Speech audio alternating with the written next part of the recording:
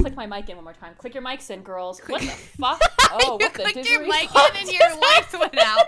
What the fuck? Now, what is going on? What is happening? Okay. We're back, baby! Okay, we're back. We're so back. It's so over. We're so back and it's so over. Okay, there we go. God, that was weird. All right.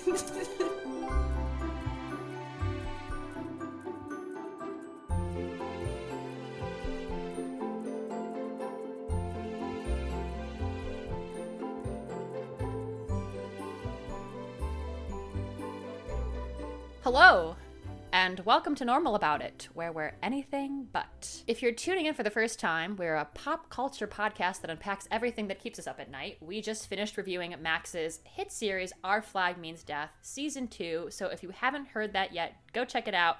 And if you haven't seen the show, please do. It is so fun. It's taken over my life. And I'm still there. I'm stuck. I'm not leaving. Yep. I haven't left. The train Dust is still collected at the on your station. pinned up hair. Yep. We are coming to you today with a silly little bonus episode where Caitlin and I are essentially going to tear each other's Spotify Wrapped apart because nothing makes you feel less normal than seeing how many minutes you've spent listening to Phoebe Bridgers at the end of a long whack-ass year. Just so that everybody at home, all of our listeners understand, Caitlin and I have not seen each other's Spotify Wrapped yet this year. Yep. Which is unusual because we're typically the first people we would go to unpack all of that. Yeah. The amount of screenshots I took yesterday, and I started to send to you, and I started typing up a message. I'm like, oh, no, can't do that right now. I was just like, I didn't know what to do with myself. So today we're going to be making some guesses about some of the data that arose in both of our Wrapped. Yeah. With a Z. Yeah. And basically just unpack that like we're in therapy. And you know what? It's cheaper than therapy. So so I want to start with this, Caitlin. Yeah. Did your Spotify Wrapped turn out the way that you thought it would? Like, did it happen the way you expected it would? It makes complete sense to me. I felt like Spotify held up a mirror to myself and said, "This you," and I was like, "Oh, yeah, you right. That me.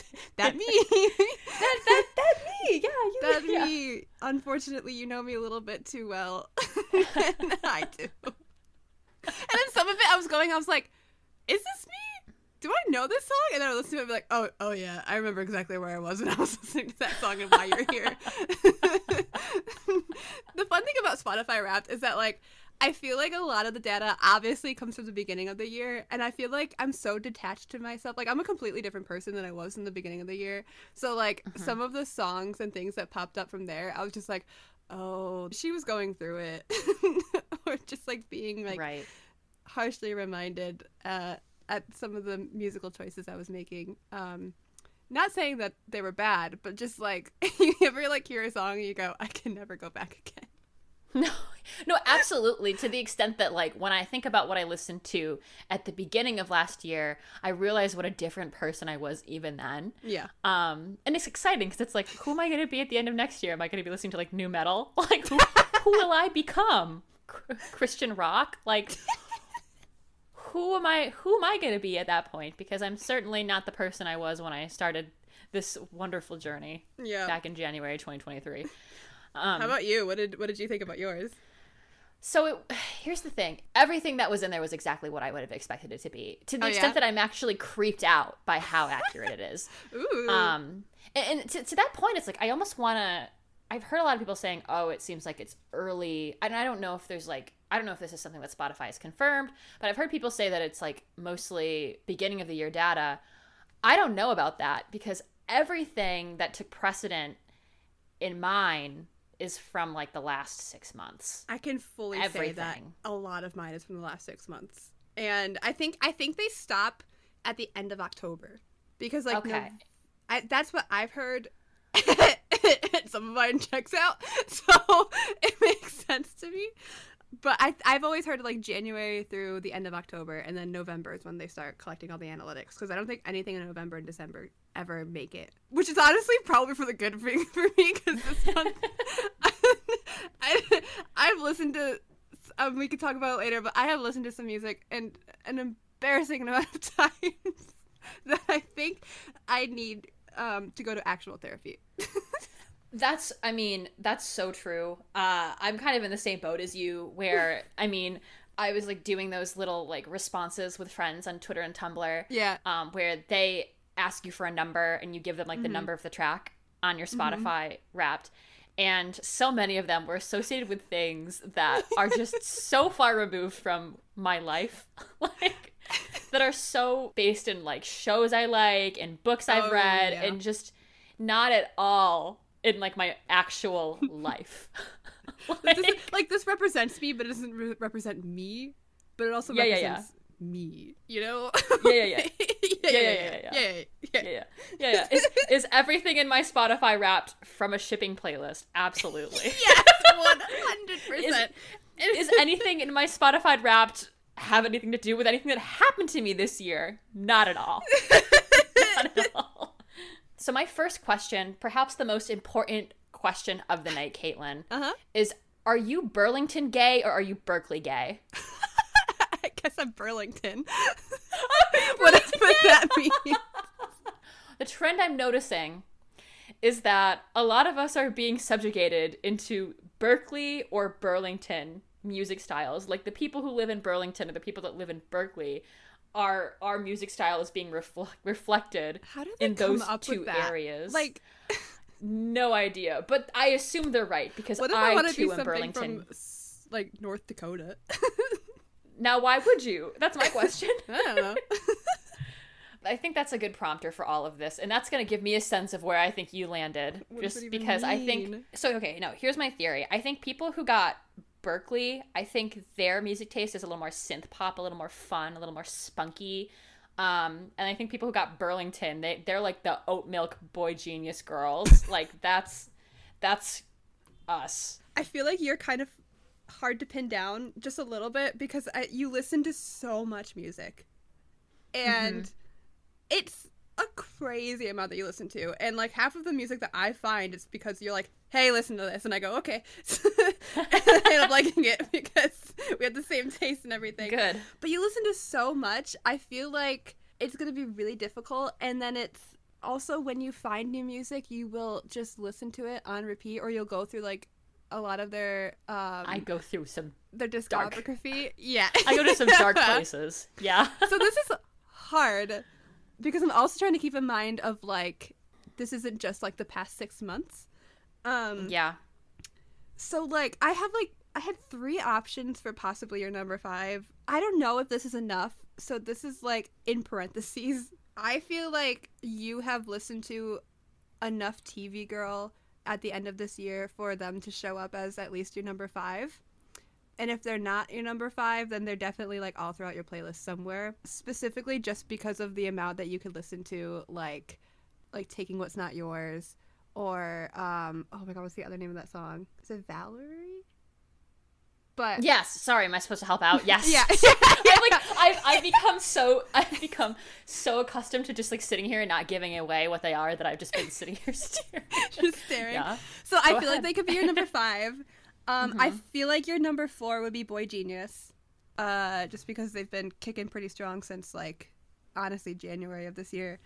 3, I said Mitski because I feel like she popped up in every single playlist you've made this year, and also she just knows how to write a song when you're really, really sad or really, really going through it, or you've got some characters who are really sad or going through it, and I know you've got those, so I put her at number 3.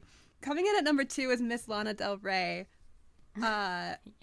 I feel like that one needs no explanation, just as who you are as a person. And then number 1, I said Taylor Swift, because you did in fact go see her during the Eras tour earlier this year. Those are my guesses for your top 5. How did you? How did you do? I think what we're gonna learn today is that you might know me better than I know myself. Ooh. Because so I was completely wrong. You got 3 out of 5 correct. You got 3 out of 5 correct. That's exciting. Yeah, you did. So like positions and everything. Yeah, like, yes. Nice. So the ones you switched were Mitski and TV Girl. Oh, So shit! Mitski was my number 5 because TV Girl was something number 3. something is so wrong with me. Like, Oh, something yeah. something's there, like, I have to go back on my SSRI. Like, something's up. And then Phoebe Bridgers was number 4. TV Oh, Girl, close enough. yes, number 3. Make TV Girl part of your life. If you are Really, a human though. being listening to this podcast, make them part of your life. It'll Please. change your life. Yeah. And then, yes, Lana was 2nd and Taylor was 1st. You got it. Nice!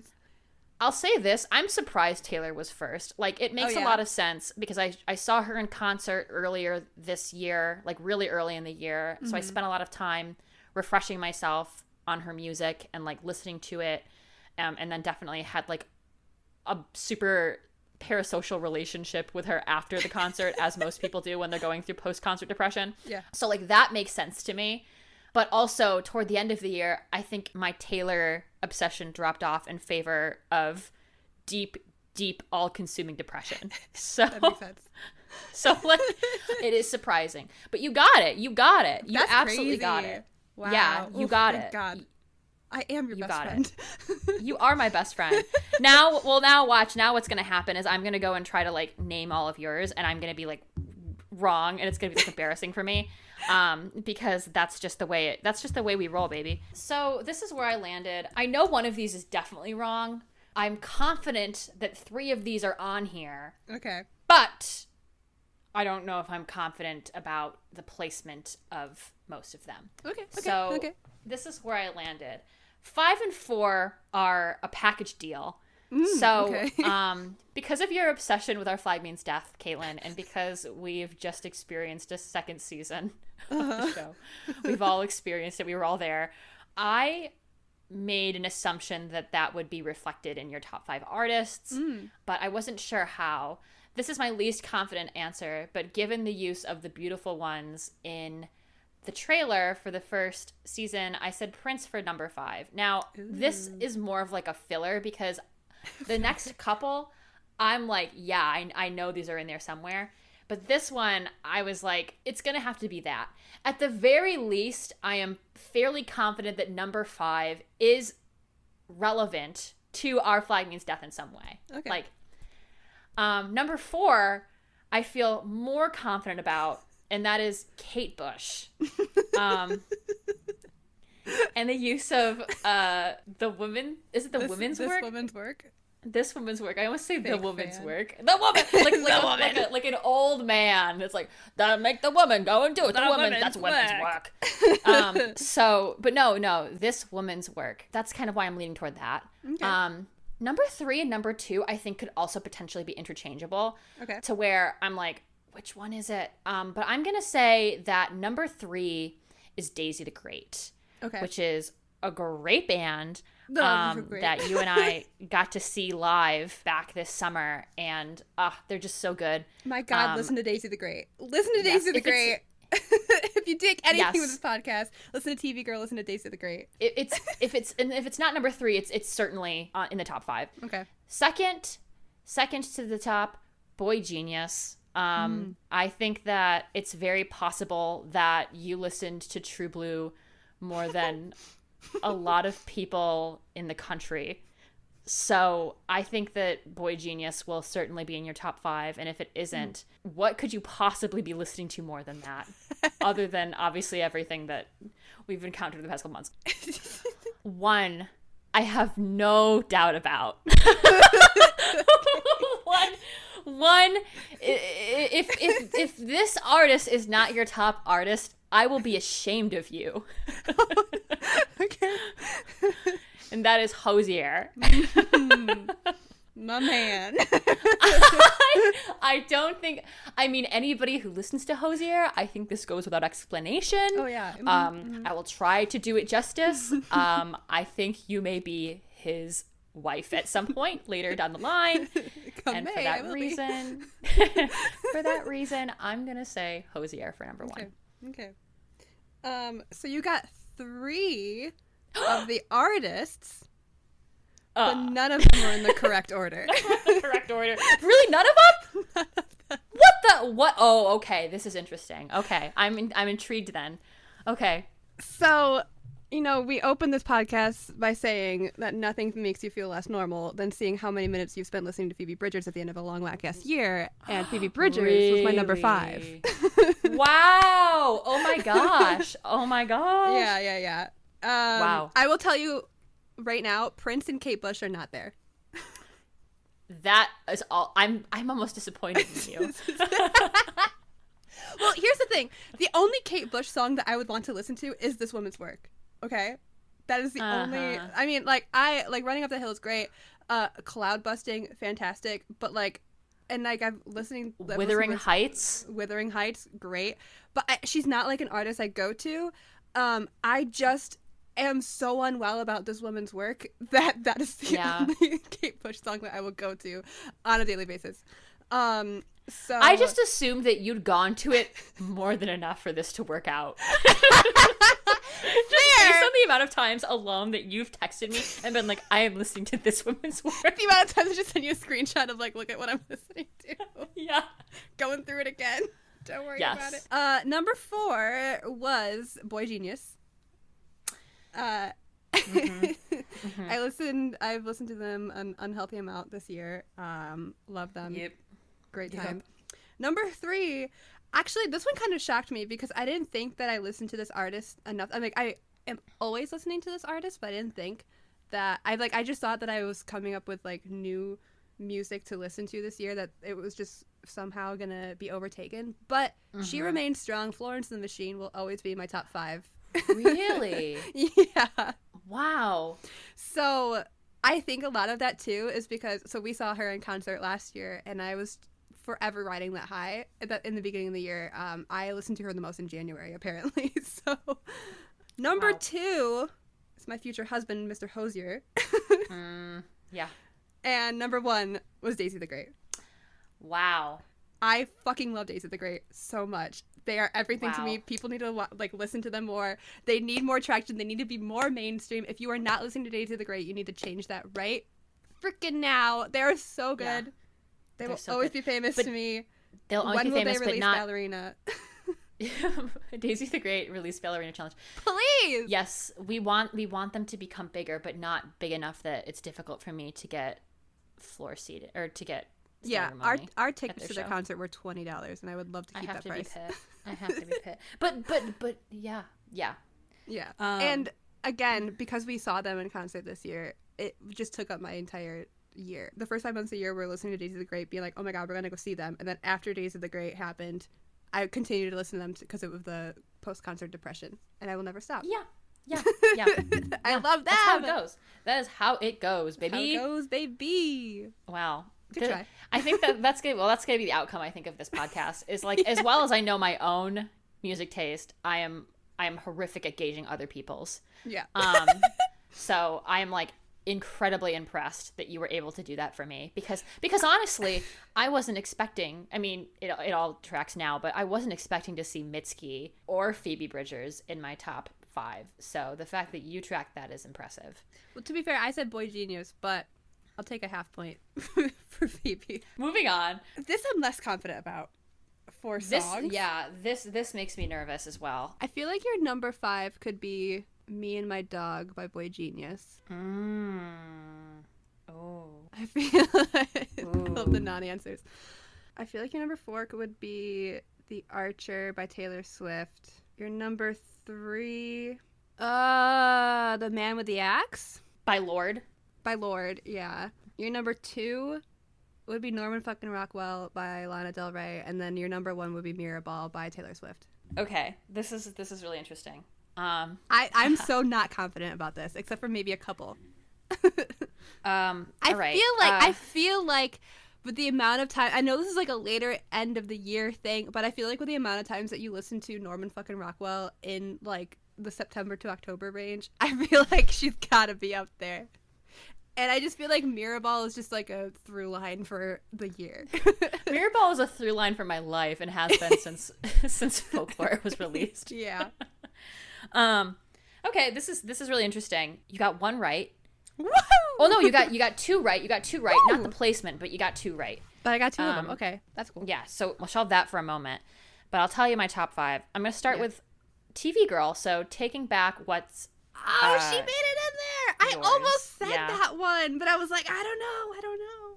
Yeah. Okay, that's a fucking banger of a song. It is a banger of a song. Quick story for you. When I was up in Philly in September, I was at this incredible brunch spot. It's like at one of the tallest points in the city. It's gorgeous.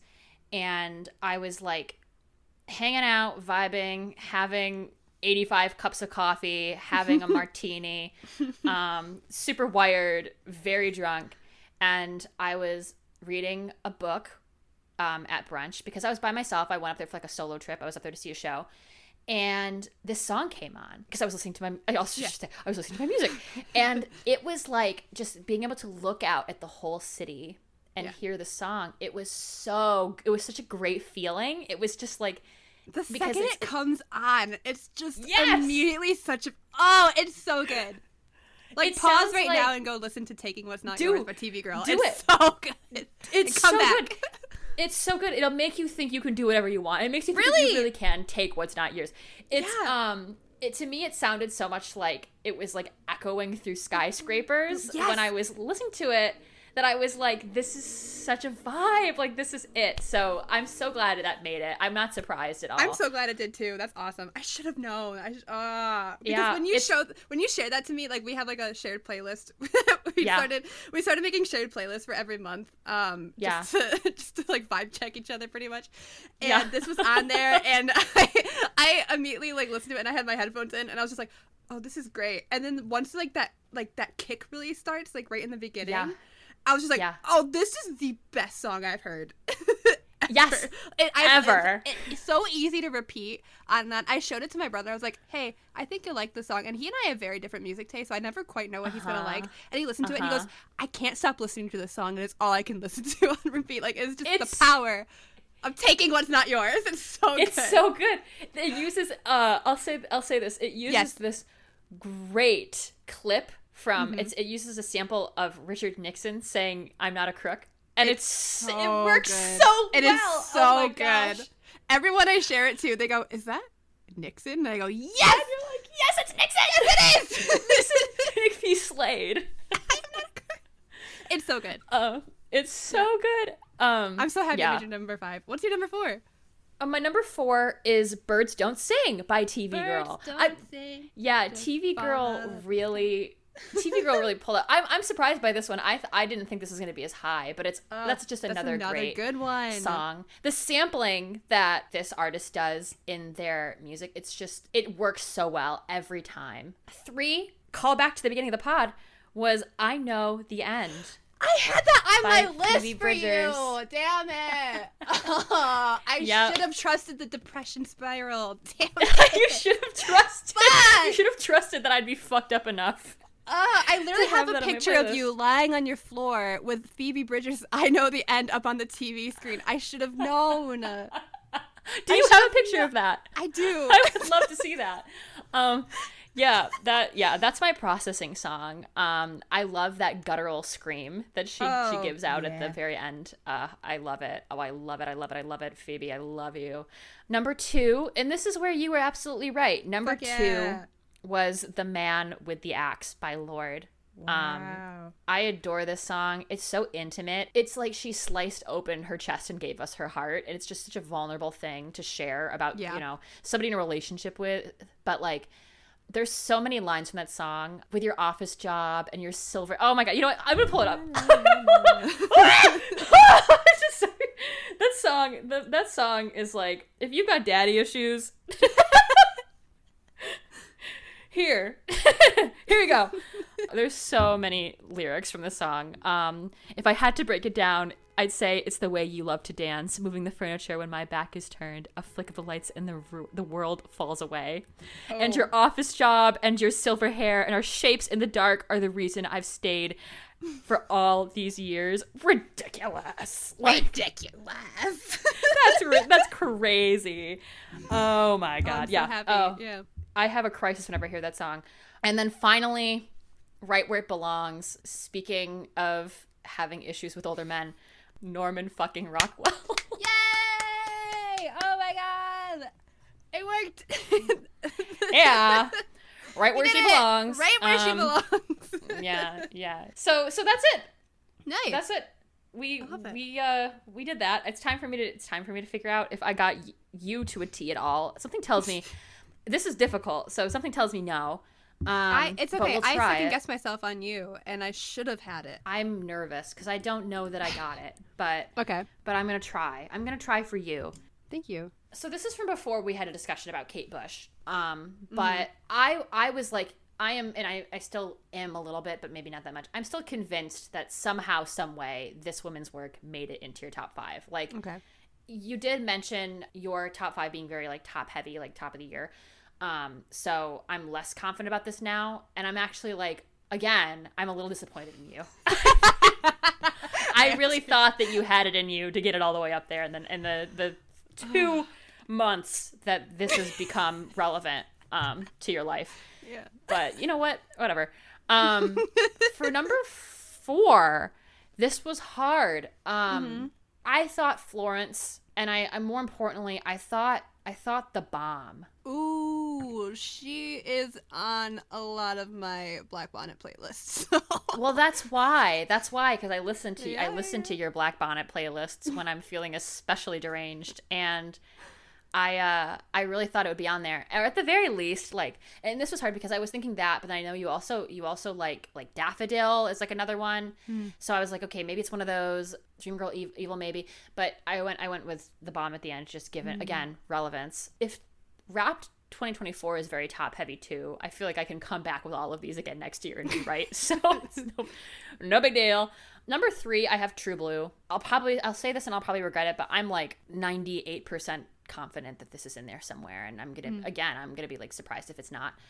2, I've got Looking You Up by Daisy the Great. Because I know that you love that song. It was hard again for me to choose like a specific, like, this is the thing is I know you're artists. It's difficult for me to choose a specific song that I know you latch onto, because I think where I listen to a lot of different music and kind of like go berserk, I think that you choose like a couple of specific artists and you digest their entire discography very in depth. So that was hard. To the extent that I'm also, and that's the other thing is like, I'm also, the reason I'm not confident about the others is like, I really genuinely think there's going to be like a couple doubles on here of either Daisy the Great or Hosier, which brings me to number 1, which should be Francesca. And if it's not Francesca, I will be shook. Okay, so you've got 2. Okay, all right. Well, look at us. All right. 2, not in the right place, but you got 2. Really? Yeah, I feel like I threw you off when I said top heavy. I just feel like a lot of the playlists, like a lot of things from the top of the year, showed up. I mean, that is reflective in my top 5. But I just feel bad because I feel like I threw off the game. But no. So number 5 is True Blue by Boy Genius. Yeah. She had to be up there. She was up there. First heard it in January. Have not stopped since. I listened to it in the airport and I sobbed. It was the day that I was leaving your house. Yeah. And they couldn't have picked like I don't know if it was the best time to listen to it or the worst time to listen to it when you're leaving your best friend. Devastating. Oh, Maybe my we've told God. this story before on the podcast, but yeah, I think there was like you left like an empty cup of coffee, and I like looked at it and started crying. Yeah. Just sobbing over it. Like, oh no, I'm not gonna see her for months now. Yeah. So that just, I mean, on repeat the entire plane ride home, I think.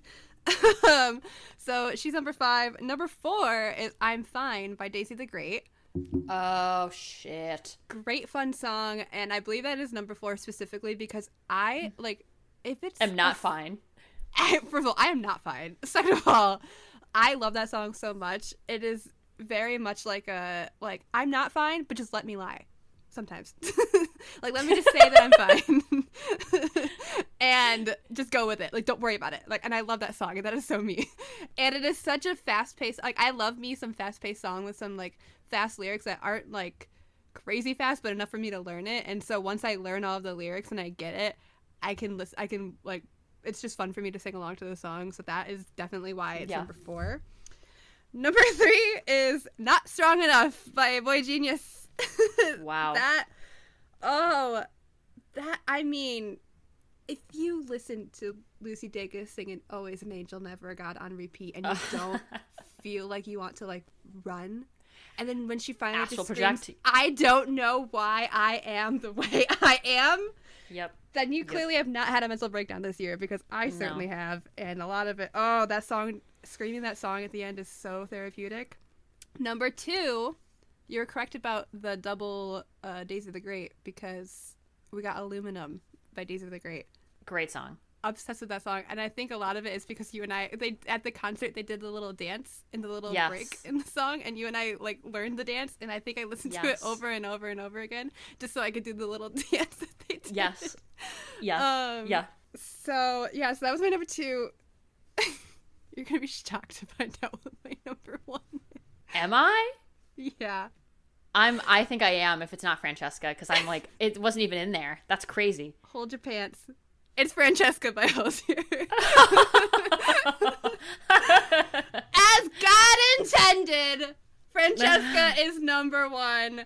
That is the song of all time. I'd tell them, put me back in it. Are you kidding me? Are you kidding me? And I would do it again. Get the fuck out of here. Heaven is not fit to house a love like you and I. No songs can be written anymore. Hosier has done it. Hosier has fucking done it. Listen, next year I am seeing him live in concert. And when I hear that song, I don't expect to survive it. It's been very nice knowing you. But I don't know what's going to happen to me mentally, emotionally, physically. Yeah. Spiritually. Yeah. Spiritually. The song of all time. The song of all time. This man got me reading Dante's Inferno. Yeah. Yeah. Yeah. It's great. Yeah.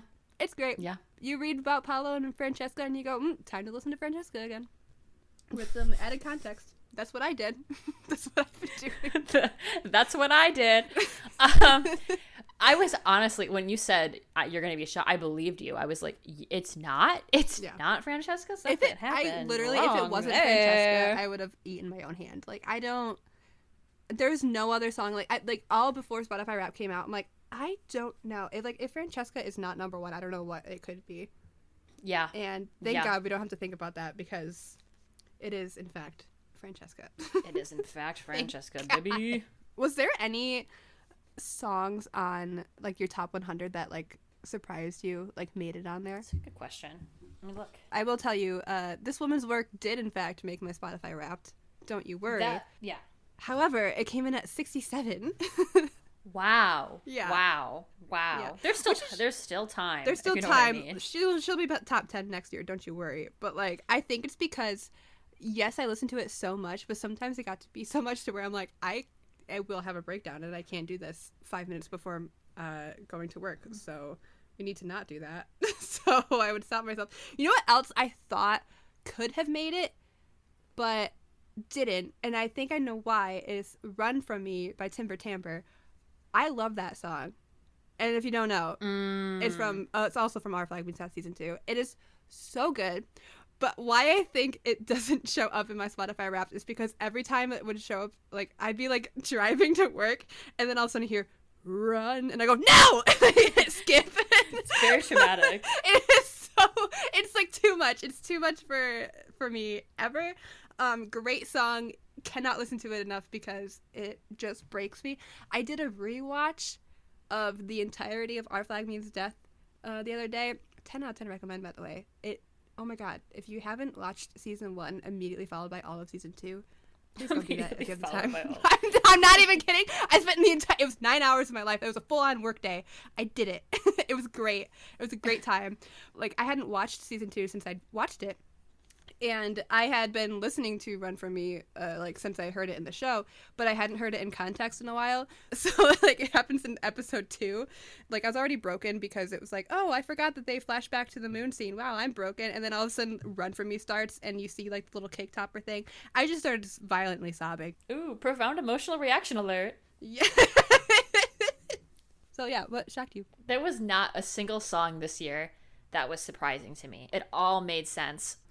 There were maybe a couple here and there that, I mean, I think are just really funny. Like, Yeah, me that too. I listened to because they had some like very niche significance in my life. I'll give you an example of that. So one thing, this one actually did surprise me a little bit, because I am not a big, like, this just surprised me a lot. That's all. Okay. I don't know how else to put this, but "You're the Inspiration" from Chicago by Chicago. You're the inspiration. That's what number? I have no. Let me look at my desktop because I have no. I think it's 60. Funny. No, it's 50. Wait, it can't be. There's no way. 50? Because my thing is, like, there's no way it's that far up because I couldn't have listened to it that much because it's, to me, okay. That's funny. It's not funny. That's higher than "You're the Inspiration" by Chicago is higher than "This Woman's Work" by Kate Bush is for me. No, hold on. I don't think it is. Nope, it's lower. It's lower. Oh, it's God. 89. It's 89. 89. But the fact that it's even on there. Yeah, well, the fact that it made the list over, like, a couple Taylor Swift songs is very shocking to me. But yeah, I think this is so funny because the pertinence of this is there's a scene in "It's Always Sunny in Philadelphia." This is crazy. To me, this is nuts. And if you've ever seen the show, you know, like, there's, like, all this, like, sexual subtext between Mac and Dennis. There's this one scene where they do, I mean, I think that their dynamic is so interesting. Like, that's something that I could actually probably, like, make a PowerPoint on. Make a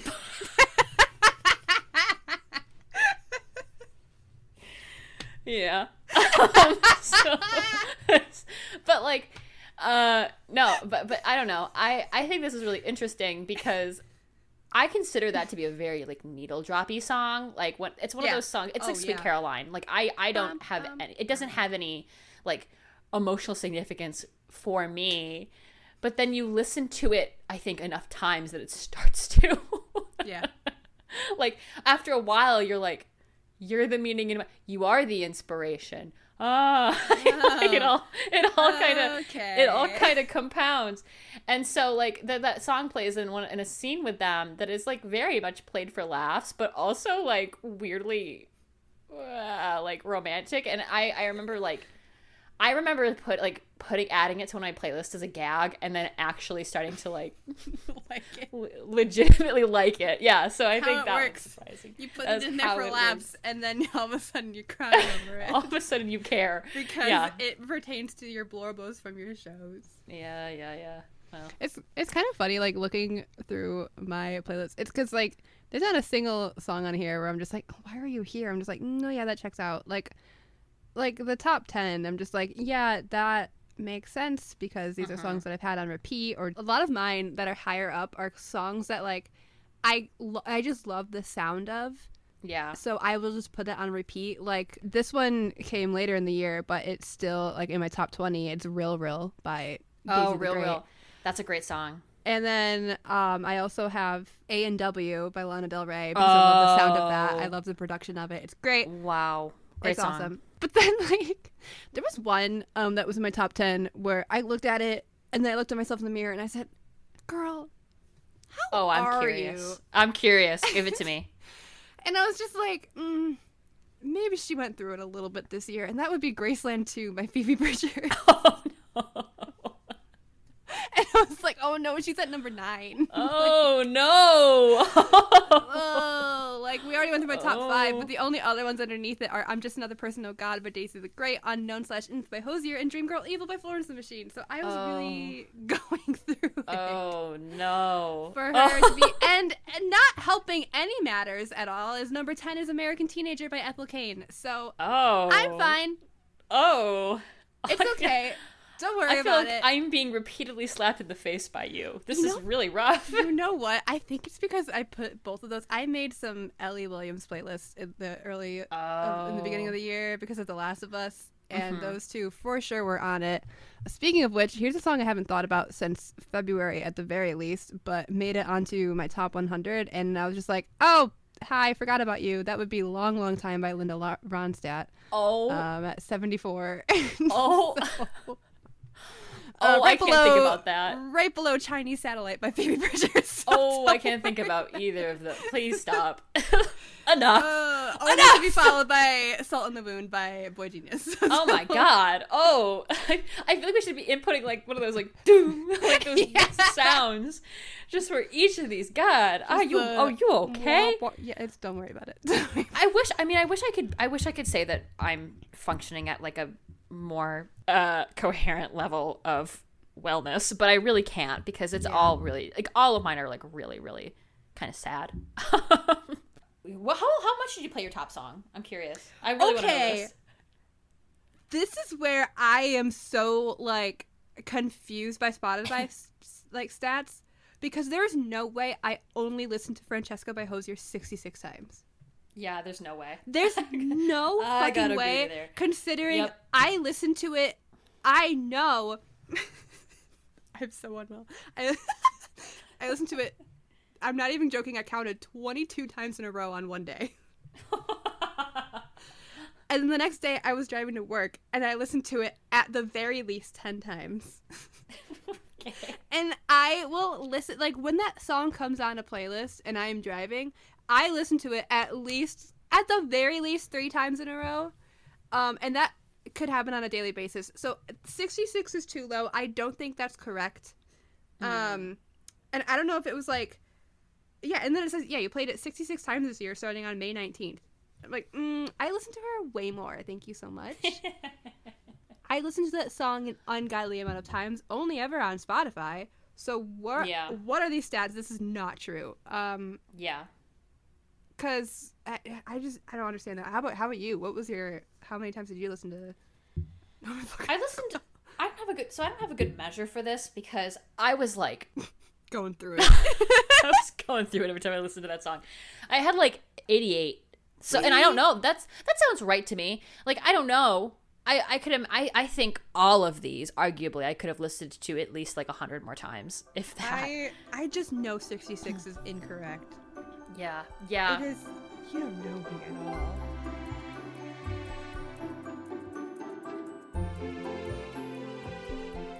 We did it. We learned something today. We learned something today. We learned that we are both very unwell. Actually, I don't think we learned this. I think we knew it, and it was just validated. It was corroborated, if you will. Yeah. But that's going to do it for us. Bye. Bye. We're so bad.